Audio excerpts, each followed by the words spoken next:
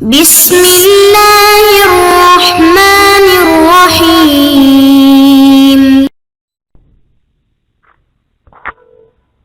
اعوذ باللہ من الشیطان اللعین الرجیم بسم اللہ الرحمن الرحیم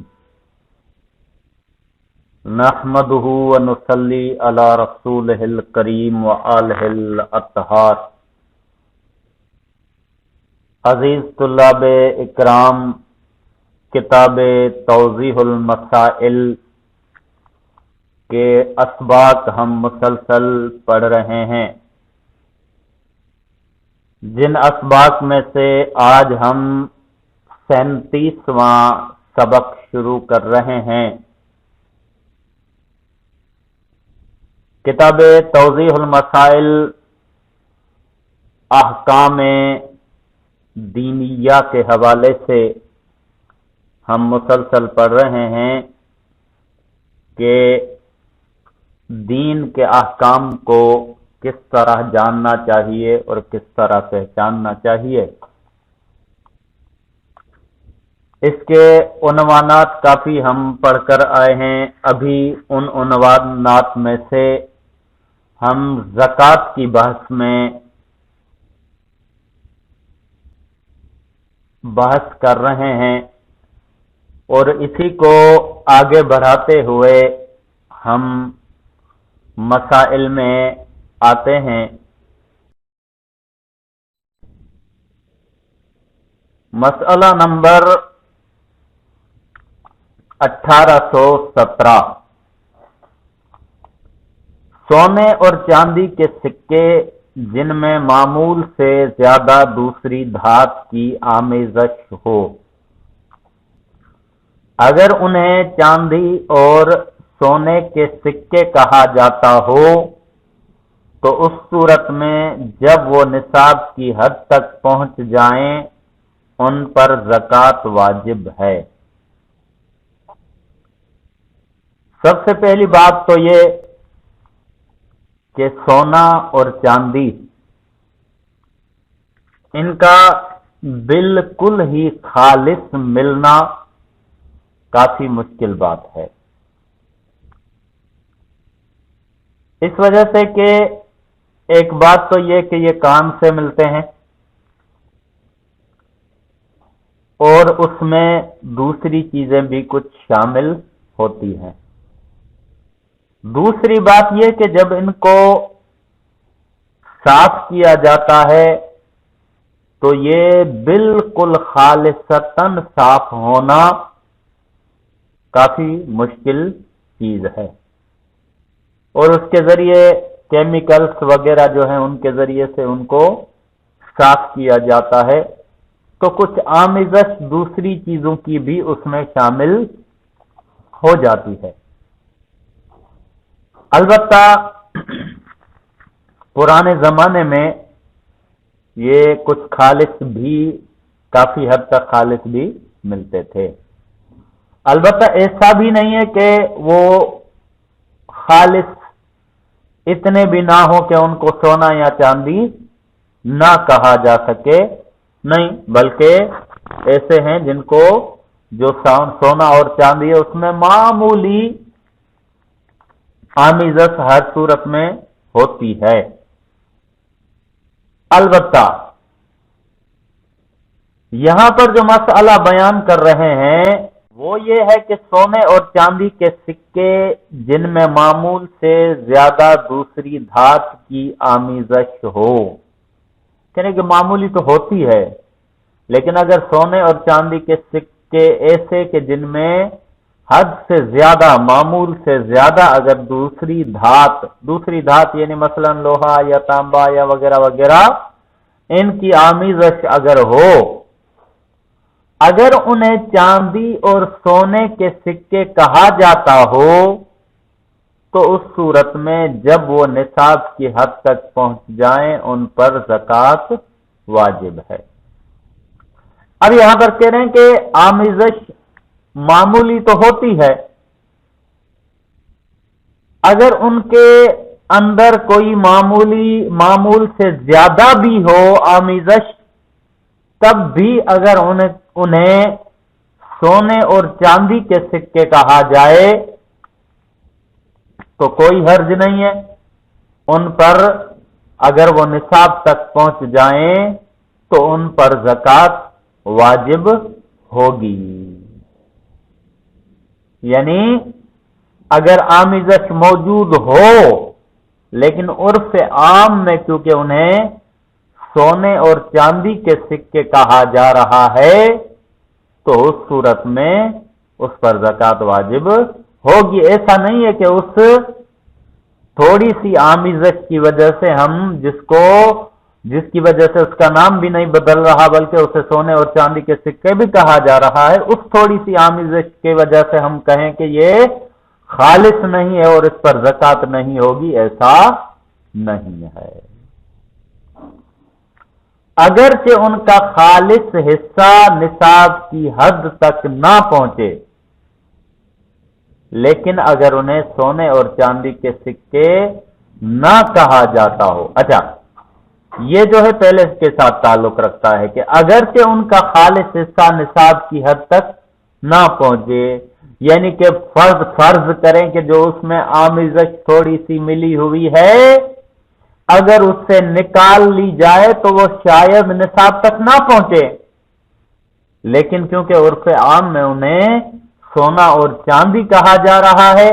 لہذا اس آمیزش کے ساتھ ہی اگر نصاب تک پہنچتا ہے، سونا یا چاندی نصاب تک پہنچ جاتے ہیں تو ان پر زکوٰۃ ہوگی اور اس کے ساتھ اسی آمیزش کے ساتھ ہی اس کی زکوٰۃ ادا کی جائے گی۔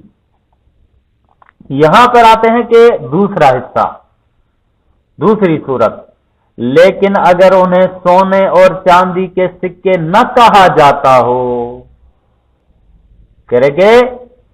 سونے اور چاندی اتنی آمیزش زیادہ ملی ہوئی ہے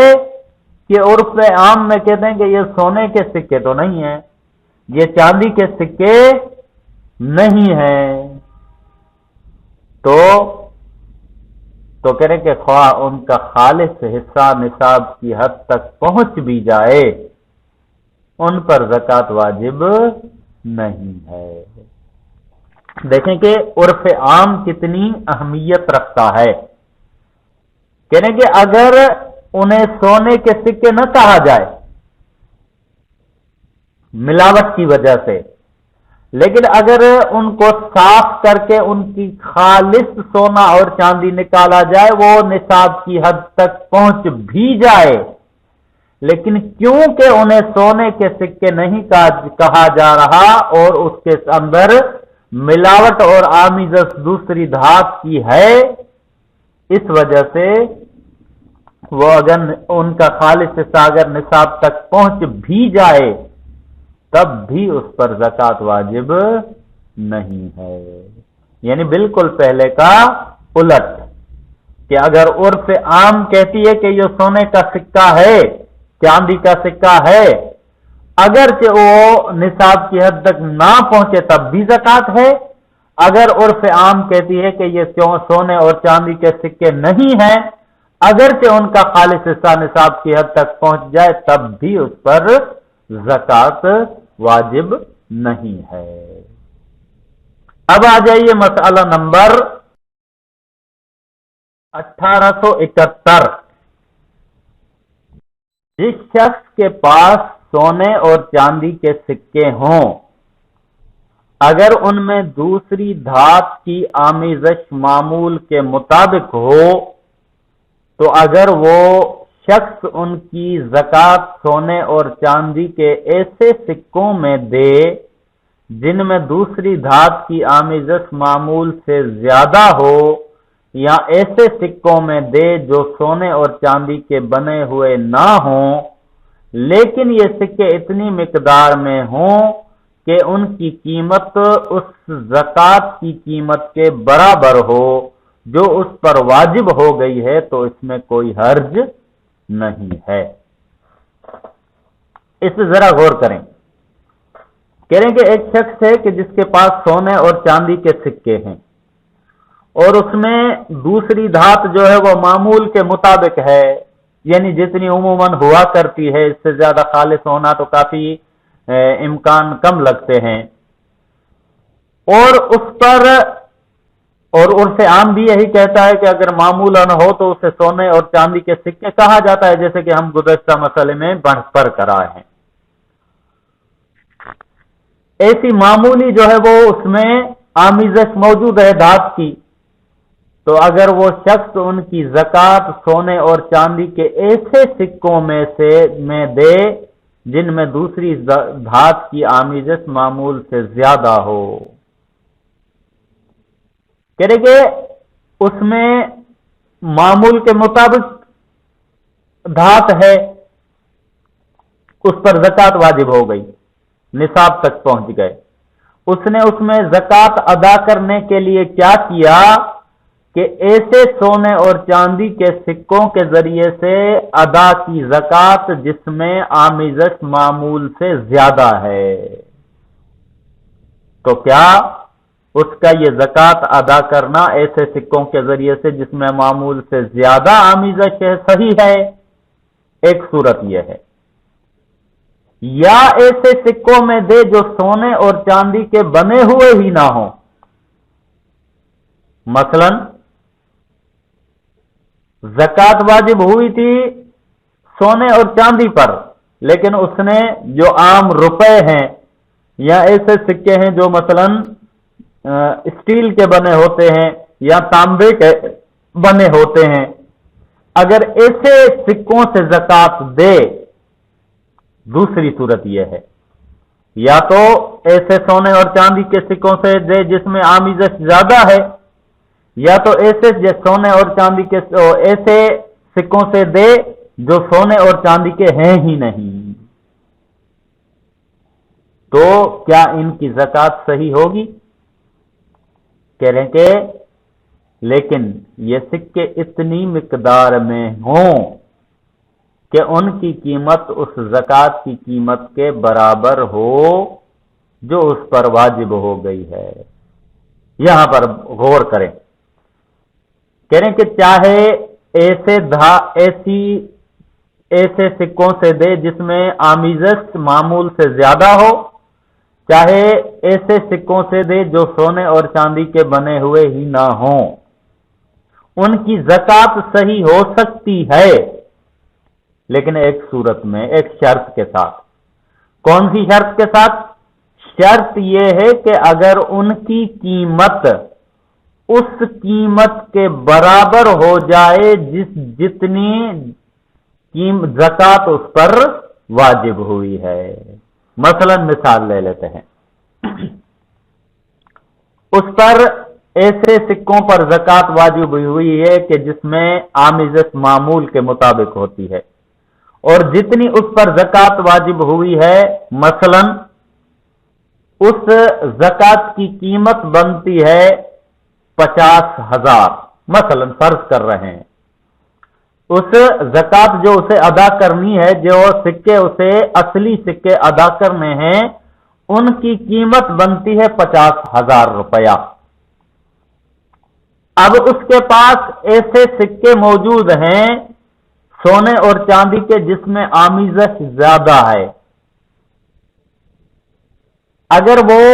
ان کے ذریعے سے زکوٰۃ ادا کرنا چاہتا ہے تو اس کی قیمت لگائے، اگر اس کی قیمت 50,000 روپے بنتی ہے تو زکوٰۃ دے سکتا ہے۔ اسی طرح ایسے سکوں کے ذریعے سے جو سونے اور چاندی کے ہیں ہی نہیں، لیکن اس کے ذریعے سے اگر وہ زکوٰۃ ادا کرنا چاہے تو ان کی قیمت لگائے، اگر ان کی قیمت اس مقدار کے برابر جو اس پر زکوٰۃ واجب ہوئی ہے، مثلا 50,000، جیسے کہ ہم نے مثال دی کہ اگر ان کی قیمت 50,000 بن جاتی ہے، کوئی حرج نہیں، زکوٰۃ دے سکتا ہے۔ یعنی ایسے سونے سکے جس میں آمیزش زیادہ ہے، ان کی قیمت بھی اگر اس کے برابر جو اس پر زکوٰۃ واجب